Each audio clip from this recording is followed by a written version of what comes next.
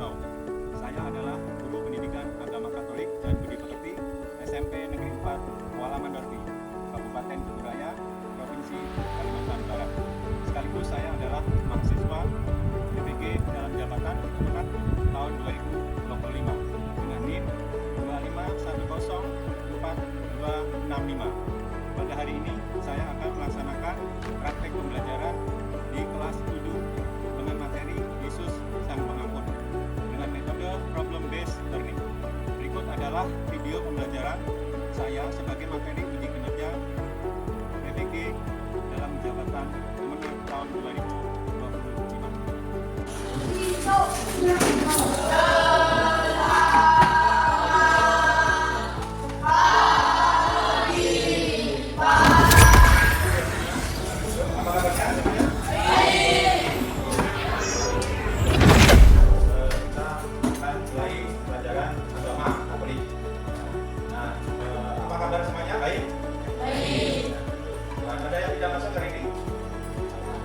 Ada. Oh, siapa namanya? Oh, Randy. Ya, Randy tak masuk. Kenapa ada surat? Tidak ada. Aduh, nantilah Pak Guru kan lewat temannya kita singgah ya, menanyakan apa kabarnya, apa tidak memberi kabar. Nah, baik, ya, kita doakan semoga Randy baik-baik saja, selalu sehat, ya, dan lain waktu bisa bergabung kembali untuk belajar bersama dengan kita. Marilah kita angkat tangan Tuhan Yesus Kristus. Ya Allah yang Maha Baik, terima kasih Engkau telah memberikan kami berkat dari malam hingga pagi hari ini. Ya Tuhan, sekarang kami ingin melakukan pembelajaran seperti biasa. Bimbinglah kami dalam pembelajaran hari ini. Terima kasih Devi, ya, sudah memimpin kita bersama. Baik. Nah, sebelum mulai pelajaran, ya, aku akan jelaskan. Kita kemarin sudah sampai pada pembelajaran Yesus yang berbelas kasih. Nah, itu sekarang hari ini kita akan lanjut ke materi berikutnya, yaitu Yesus Sang Pengampun. Melanjutkan ya, materi kita itu berkaitan dengan bagaimana kita sebagai murid Yesus itu meneladan apa yang dilakukan oleh Yesus dalam kehidupan sehari-hari. Teladan akan Yesus itu harus kita lakukan. Masuk itu dengan tema sekarang itu Yesus Sang Pengampun. Tapi sebelum itu, marilah kita berdiri, ya, berdiri semua. Mari kita akan bernyanyi, ya, supaya semangat, ya, agar kita masuk dengan sukacita. Karena kita kan diminta untuk membacakan kabar kita.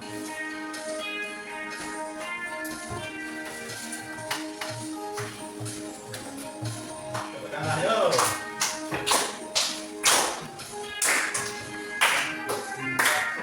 Kasih itu memaafkan, kasih itu tak pernah dendam, kasihkan kesalahan orang, kasih itu memaafkan, bukan hanya 3 kali dan juga bukan hanya 7 kali.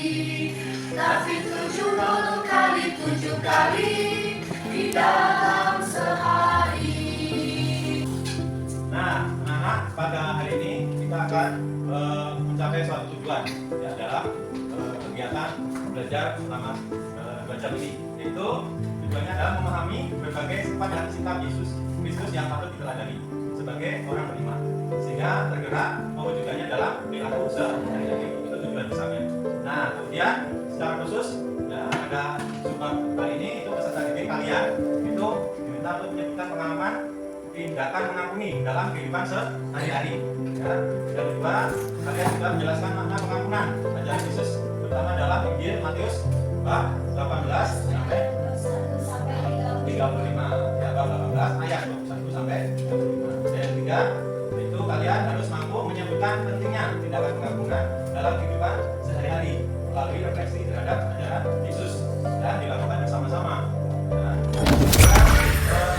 Kedua-dua, ya, itu membicarakan tentang, ya, coba kalian simak video ini, ya, kemudian nanti kalian akan berdiskusi dengan kawan kalian di sebelah kalian, ya.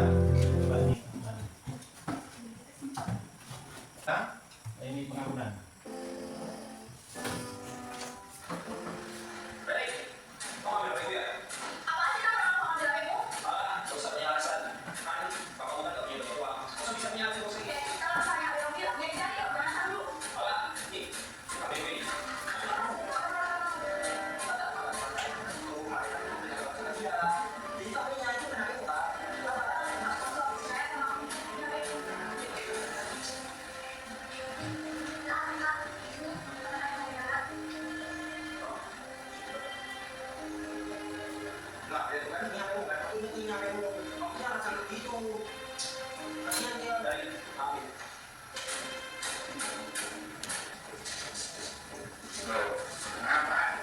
Bagus sekali. Ada apa? Itu ya, si tamat. Bingung banget.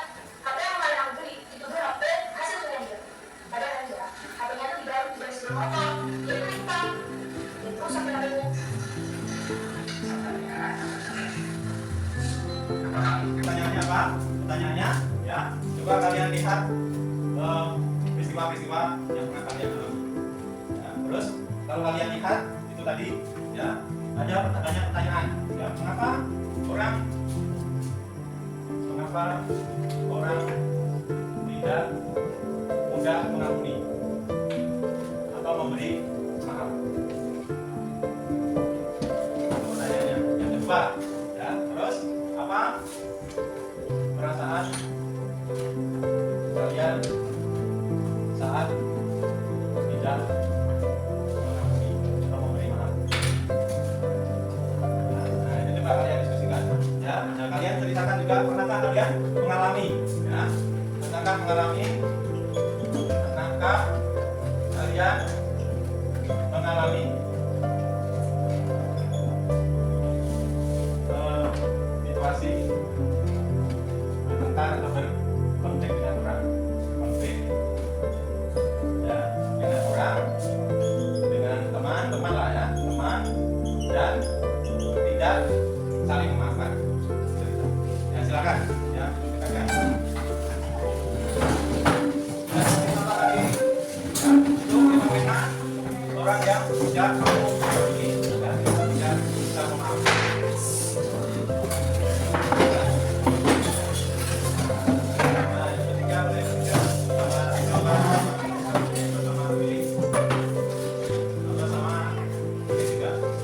Jadi kan kalian bisa melihat, ya, terus apa perasaan kalian saat tidak memberi maaf? Bisa dibalik itu pertanyaannya, ya. Bisa mengapa orang tidak memberi maaf? Ya, pernahkah kalian mengalami situasi berkonflik dengan teman? Ya, itu kita menggunakan metode problem basement. Jadi pembelajaran berbasis masalah, ya, masalah yang kalian hadapi, ya, itulah yang akan kita bahas. Ya, jawabannya. Yang pertama, mengapa mereka tidak mudah memberi maaf? Karena egois, sakit hati kan? Terus dendam, terus apa lagi? Apa kesal? Terus apa lagi? Tadi barangnya jadi handphonenya jadi apa tadi? Jadi rusak, hancur. Jadi ketika kita punya barang dirusakkan orang kan, jadi sudah terlanjur rusak. Yang lebih perbaiki. Ya, jadi ada hal-hal yang memang ketika kita berkonflik ada sesuatu yang rusak, betul tidak? Ya, mau tak mau memang kita harus melihat ada yang rusak, yang tidak bisa seperti awal lagi. Ya, coba kalian lihat kalau ada cabang atau piring yang jatuh dari lantai, yang kaca jatuh ke lantai, apa akibatnya? Pecah, hancur. Bisa disatukan lagi? Mungkin tidak, tapi bisa ada yang dilem satu-satu. Keramik ada yang keramik. Tapi bentuknya seperti semula tidak? Ya, pasti ada yang namanya cacat. Ada yang namanya sudah terlanjur. Kalau kita sudah sakit hati, kadang-kadang kita mau baik lagi, gimana rasanya? Canggung, betul. Ya, ada perasaan canggung, ada perasaan tidak enak, tidak nyaman lagi. Itu pasti berbeda dengan kita pada awal yang belum terjadi apa-apa kan? Kita ketemu kan nyaman, terus apa. Tapi ketika sudah ada konflik, perasaan manusiawi kita itu terganggu. Yaitu kita menjadi susah untuk menghilangkan rasa sakit hati. Manusiawi tidak ini? Manusiawi kan? Manusiawi. Ya, semua mengalami seperti itu. Wajar. Ya, tapi kita ini adalah orang Katolik. Ya, nah, orang Katolik itu mengikut siapa? Nah, sekarang selanjutnya ini pertanyaan pribadi. Ya, pertanyaan pribadi. Kalian sebagai pengikut Yesus tentu tahu ajaran-ajaran Yesus, terutama tentang pengampunan. Ya, tapi Pak Guru tidak tahu nih kemampuan kalian atau pemahaman kalian tentang pengampunan seberapa. Nah, sekarang ini tugas pribadi. Ya, berdasarkan pengetahuan masing-masing, tapi tidak dinilai. Ya, ini hanya untuk mengetahui. Ya, Pak Guru ingin tahu kalian itu seberapa paham tentang materi pengampunan. Ya, nah silakan sekarang dijawab pertanyaan ini. Ya, nanti dikumpulkan ke Pak Guru. Ya, Pak Guru akan ngecek sebentar. Karena ini namanya penilaian awal.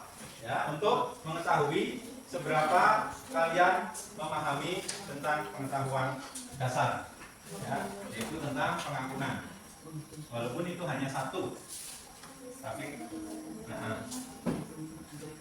ya, soalnya yang ketiga, menurut kamu berapa kali kita harus mengampuni sesama? Jadi kita tidak disebutkan rasanya ketiga berapa kali?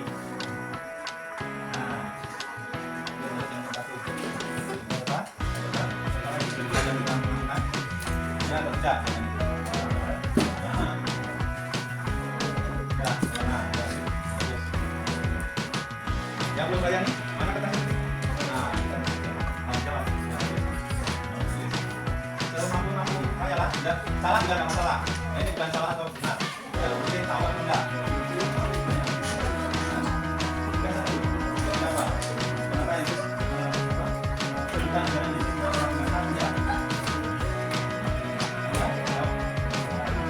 nah, ketika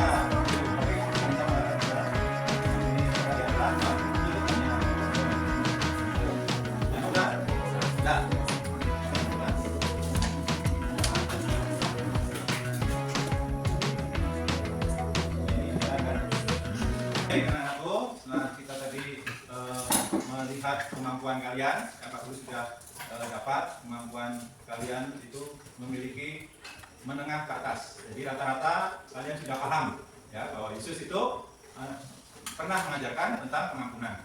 Ya, kemudian sudah menyebutkan menyebutkan ajaran tentang pengampunan pada sesama. Ya, kemudian juga tadi menjawab pertanyaan juga, menurut kamu berapa kali kita harus mengampuni? Semuanya betul. Ya, karena tadi sudah di awal lagu kalian sudah menyanyikan ya 70 kali 7 kali ya, sudah paham semua. Lalu apakah Yesus memberi teladan tentang tindakan pengampunan? Ya. Ya, jadi yang banyak kurang itu yang nomor 2. Ya, masih belum lancar menyebutkan apa yang diajarkan Yesus tentang pengampunan. Nah, untuk itu, untuk memperdalam ya tentang memahami sebuah pengampunan, ya ini akan ditampilkan kisah pengampunan terhadap sesama yang mewakili gereja sebenarnya. Karena dia ini adalah seorang pemimpin gereja, yaitu Paus Yohanes Paulus ke-2. Ya, nah sebelum itu nanti Pak Guru akan bagikan lembar kerja peserta didik. Namun sebelum itu kita akan mengadakan pembagian kelompok, ya supaya kelompok diskusi dapat berjalan dengan lancar. Itu kelompok dibagi berdasarkan pemerataan kemampuan. Jadi murid-murid yang memiliki pengetahuan awal sangat baik tidak boleh menjadi satu kelompok. Ya, terus setiap kelompok harus memiliki kemampuan yang heterogen, artinya berbeda-beda. Ya, tidak masalah. Ya, terus bisa saling melengkapi maksudnya. Yang kedua, diperlukan pembagian tugas dan peran dalam proses diskusi. Ya, jadi dipilih ketua, ya, siapa ketuanya yang mengatur. Terus selain ketua itu ada sekretaris yang mencatat. Nah, nanti hasil diskusi nanti dicatat di balik KPD misalnya. Ya, kertas ini, ya, supaya kalian tidak mencari kertas yang lain. Ya, gitu saja. Nah, kelompok sudah terbentuk nih. Ya, ini kelompok yang perempuan, ya, siswa perempuan. Nah, silakan dibagi yang kelompok laki-laki. Ya, nah. Kemudian sama raya 5 sama 7. Terus Dano Nara, terus Budi dan Ares.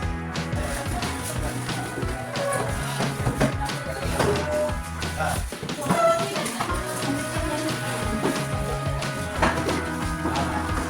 ya, 2, 4.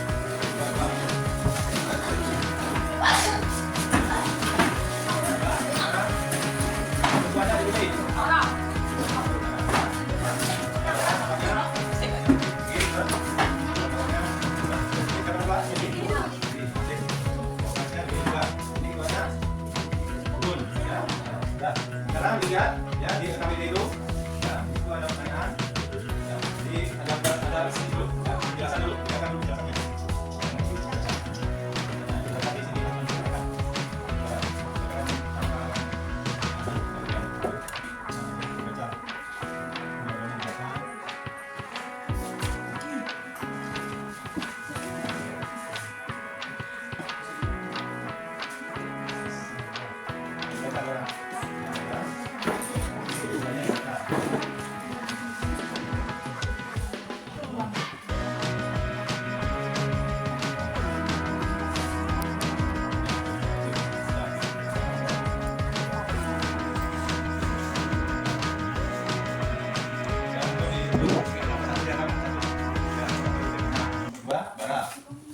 ketiga Utun.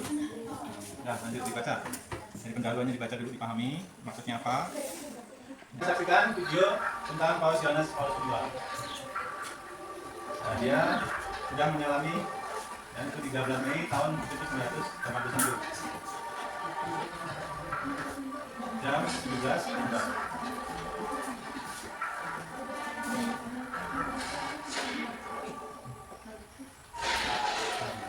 Nah, kelihatan ya, Paus ditembak ya oleh orang kena ke dadanya.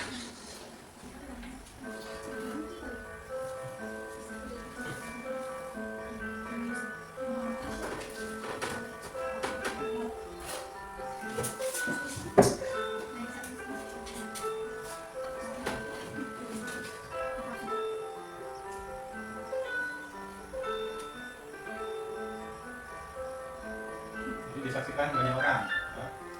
Di lapangan sampai terus. Nah, ini sang penembak. Nah, orangnya ditangkap lalu dipenjara.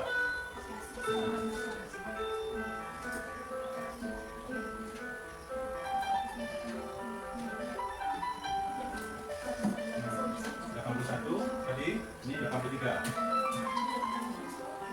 Bapak Paus mengulangi pernyataannya bahwa dia telah memaafkan Ali Aksa. Namun kali ini syarat pribadi. Nah, yang menarik ini ya, bahwa memberi pengampunan tanpa syarat. Tak ada syarat apapun. Dan ini dia penting juga. Yang menembak itu mengungkapkan alasan dasar melakukan penembakan kepada Bapak Paus Yohanes Paulus. Namun hingga kini hanya Bapak Paus Yohanes Paulus II yang mengetahui. Jadi tidak dibocorkan rahasianya kepada semua orang.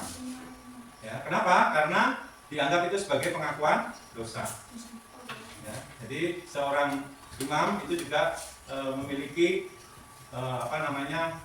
tugas itu menerima pengakuan dosa dari umat siapapun, ya, terutama yang Katolik. Dan itu menjadi rahasia jabatan, tidak boleh disebarkan.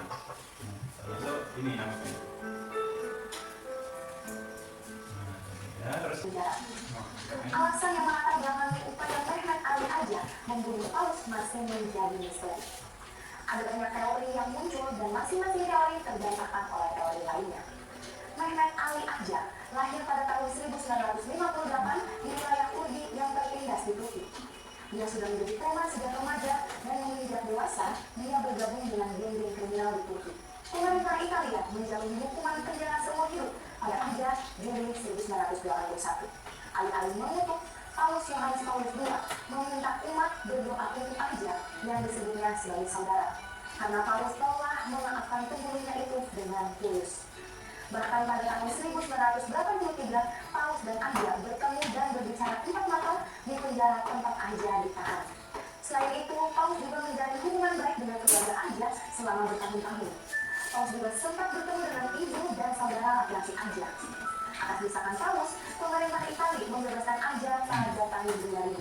Kemudian dia diekstradisi ke Turki, di mana dia dipenjara atas pembunuhan dan kejahatan lainnya. Dia benar-benar bebas pada tahun 2010. Paus Yohanes Paulus II meninggal pada April 2005, tapi dirinya kembali dipikirkan ketika pada 27 Desember 2014, media menampilkan foto dan video yang menunjukkan Mehmet Ali Aja memegang karangan bunga di alun-alun Santo Petrus, Vatikan. Romo Citro Benedettini, wakil juru bicara Vatikan, mengatakan Aja berdiri selama beberapa saat untuk merenung dalam keheningan di atas makam di Basilika Santo Petrus sebelum dia meninggalkan 2 tanda mawar putih. Diteladani oleh Paus itu mengampuni sesama, dan tadi lebih lagi itu mengampuni yang musuh, yang memusuhi kita. Ya. Lalu yang B, pelajaran apa yang kamu peroleh setelah menonton video tersebut? Apa ya? Dua video tadi. Yang tadi peristiwanya, terus yang kedua penjelasannya. Nah, pelajarannya apa? Ya, itu. Nah, silakan dijawab pertanyaannya. Di situ ada pertanyaan. Ya kan? Setelah menyimak video pertama, bagaimana bagaimana ajaran Yesus yang diteladani oleh Paus Yohanes Paulus II? Bagaimana ajarannya? Silakan ikut usul. Nah, ada yang mencatat dan ada yang memikirkan jawabannya.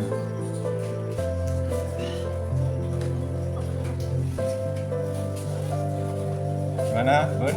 Udah? Nomor 1 udah. Yang B, coba jawab. B. Nah, soalnya pelajaran apa yang kamu peroleh? Nah, pelajaran apa? Pertama itu yang kedua itu kan ada penjelasannya, ada.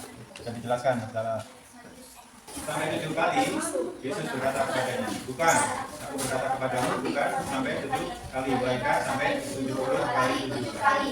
Sebab hal kerajaan segala seumpama terhadap kerajaan dan tidak akan Nah, ada ya. Jadi ini perumpamaannya ini, ya. Kerajaan surga seumpama seorang raja yang hendak mengadakan perhitungan dengan hamba-hambanya. Ya, kisahnya adalah ada seorang hamba yang berutang 10.000 talenta, ya, tetapi orang itu tidak mampu melunasi hutangnya. Ya, raja itu memerintahkan supaya ia dijual beserta istrinya dan saudara miliknya untuk membayar hutang. Tapi hamba itu bersujud menyembah. Ya, dia minta ampun, katanya sabarlah dulu, sebab hutangku akan kulunaskan. Lalu tergerak hati raja itu oleh belas kasihan, akan yang ketiga ia membebaskan dan menghapuskan hutang. Nah, jadi kita hamba keluar, dia bertemu dengan seorang hamba lain yang berutang. Ya. Nah, jadi berapa hutangnya yang pertama hamba tadi? Ya, 10.000 talenta. Ya, sekarang 10.000 talenta itu seperti 10 miliar. Ya, sedangkan di situ hamba itu yang lainnya kedua itu hanya berutang berapa? 100 dinar. Nah, sekarang sudah silakan dijawab itu pertanyaannya. Jawab.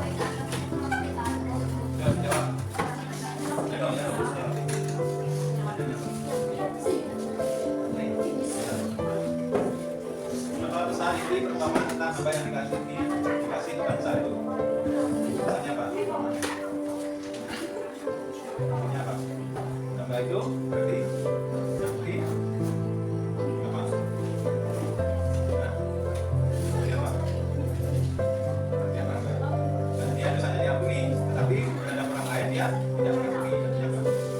Orang hamba itu berbuat jahat, ya, karena dia tidak mau mengampuni orang lain. Dan tulis hamba itu.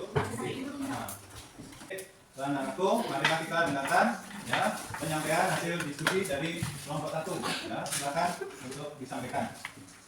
Yang pertama, bagaimana ajaran Yesus diteladani oleh Paulus, Yohanes?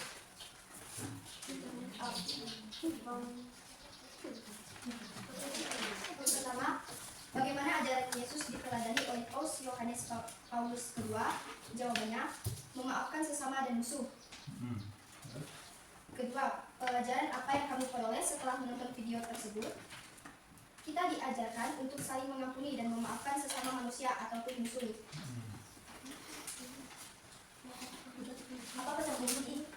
Perumpamaan tentang hamba yang bertanggung harus bertanggung jawab atas hutang-hutangnya.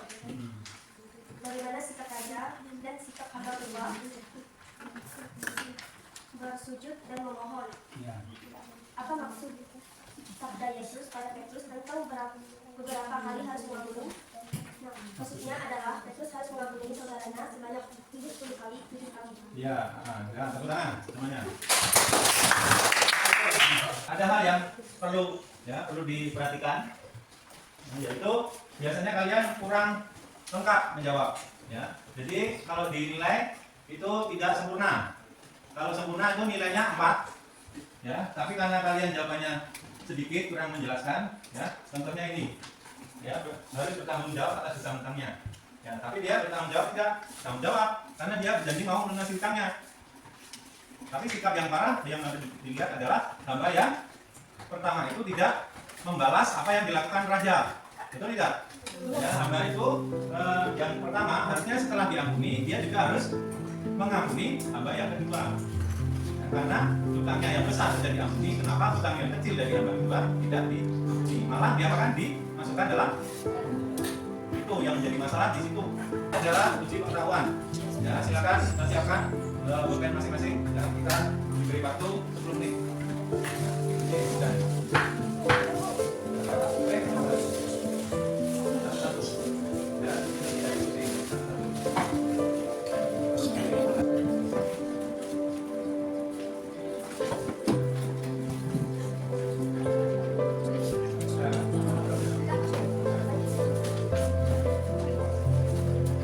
Jadi, sebenarnya mengampuni itu adalah kata lain dari kasih.